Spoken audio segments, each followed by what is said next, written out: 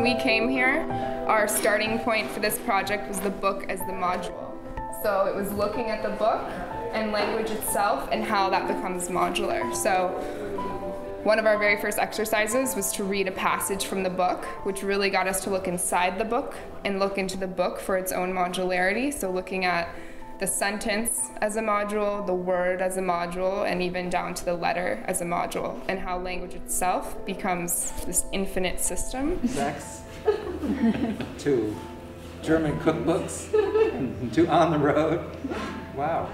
Of those hundreds of different iterations we did, either sketching or actually 3D making, we chose one that we were really interested in and moved forward with that. So one of the reasons we chose this as our final prototype was looking at the grid as the base of modularity itself. So this very classic, traditional modular system, and how can we play on that to relate it back to the book.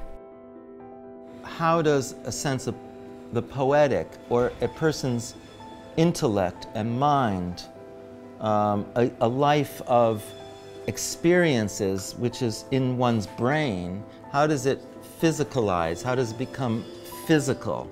And how does that person's ideas, which are very poetic and ambiguous and nebulous, and how does that person's ideas connect to another person's ideas, to another person's ideas, to accrete themselves into what might be called a library?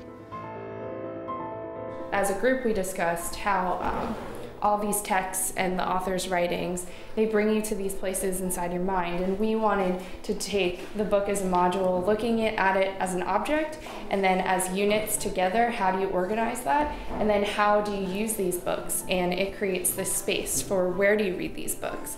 And how does that actually illustrate where these books take you?